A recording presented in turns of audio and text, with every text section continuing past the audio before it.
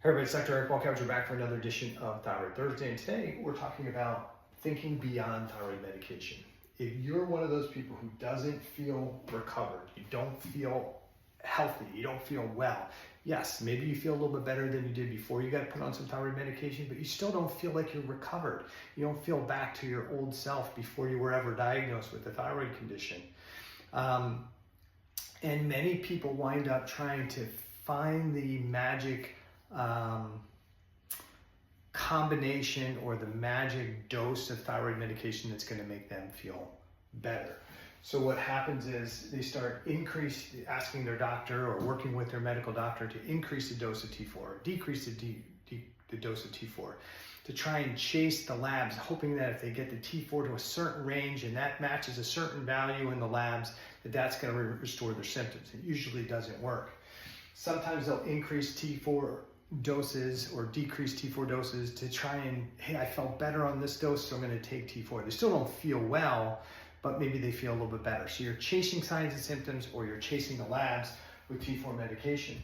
What happens then is people typically get frustrated. They still don't feel well. Somebody looks at their labs and says, well, your TSH may be normal, your T4 and free T4 may be normal, but your T3 is too low, or your total T3 or free T3 is too low, and your reverse T3 is too high. So let's say, hey, we got to add T3. The thyroid gland makes some T3, and T3 is the active hormone. You don't convert it well, so we're going to add T3.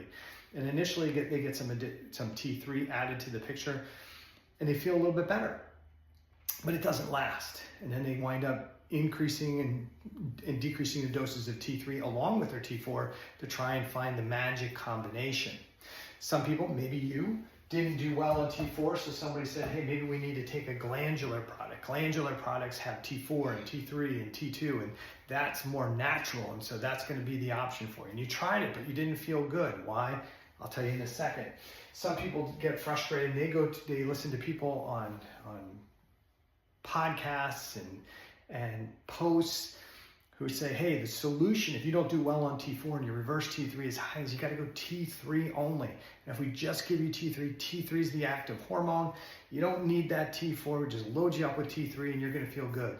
And they feel better initially, and then they're constantly chasing the symptom improvement with higher and higher doses of T3 until they start now having hyperthyroid signs and symptoms, and they don't feel good there either, and then they get frustrated. And some people will go to compounding pharmacies hoping that somebody will make this kind of pure form of thyroid hormone that's going to be perfect for them, and they can really tailor it in with a compounded formula, and that doesn't work either.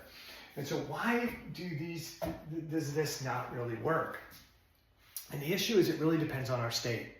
If you are in a low stress state, something we call homeostasis, and you get diagnosed with hypothyroidism, and you get some thyroid hormone replacement, and if you replace what a gland would have made, and you're totally suppressing the gland's production, or fully replacing what a gland would have made, maybe 88 to 100 micrograms of T4, maybe 5 or 10 micrograms of T3, and you still don't feel good, it's not because there's a magic dose of T4 or T3 that's going to restore physiology. It's because you're not in homeostasis. You might think you are, but you're not. So homeostasis is a state of low stress where we make all the energy we need to run all the systems of the body and everything works optimally.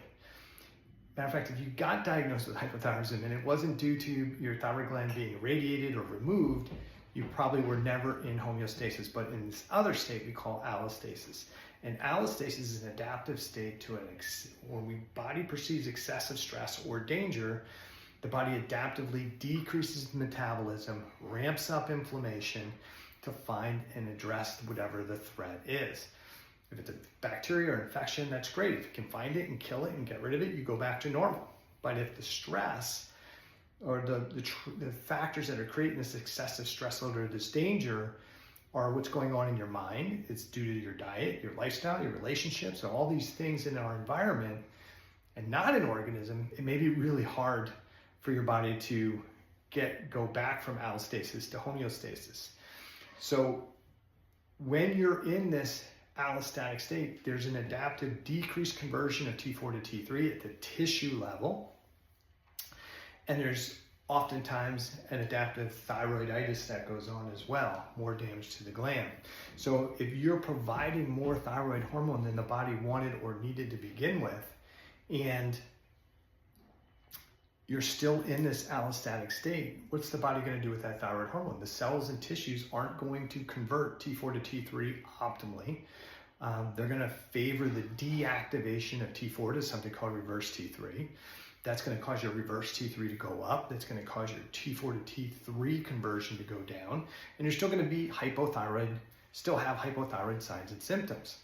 Now, when you provide T3, yeah, the T3 can get into those cells and tissues a little bit more easily. But in time, the body also starts down-regulating T3, deactivates that. And so now we still have the same issue and you're still chasing signs and symptoms. So what do? If you're one of those people who's been on this medical merry-go-round and no dose or type of thyroid medication has really worked for you, whether you did Synthroid or levothyroxine or any of the other generics, whether you've tried Armour or NP Thyroid, or you've tried separate T4 and some separate T3, or you've been T3 only, and you just can't find that magic mystical dose that's going to make you feel and function better, stop trying to manipulate your labs into value. You shouldn't be taking likely more thyroid hormone than a healthy gland would have made in the first place. If you're taking that amount of thyroid hormone between T4 and maybe some additional T3 and you still don't feel well, you're in this allostatic state. And I would argue that almost every person who gets diagnosed with hypothyroidism is likely in an allostatic state to begin with.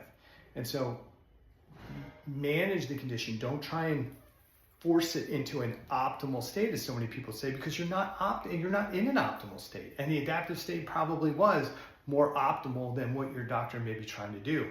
They may be trying to manipulate your labs into this predetermined range that they feel is healthy, but that's not the range your body wants you to be in. So what do? At the end of the day, you have to identify what's contributing to your excessive stress load. Is it your work? Is it your relationships? Is it your disrupted sleep patterns? Is it poor habits?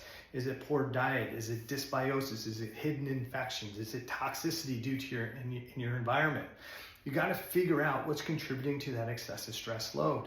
A lot of people are like, well, that's not easy. It's hard to do. I can't eliminate all these things in my life. You're correct.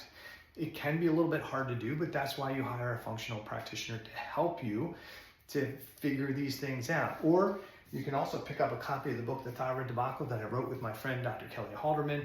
And in part 3 of the book, we talk to you about all these stressors and how to reduce your exposure or your stress load. So we identify the stressors, we work to start reducing or eliminating those stressors.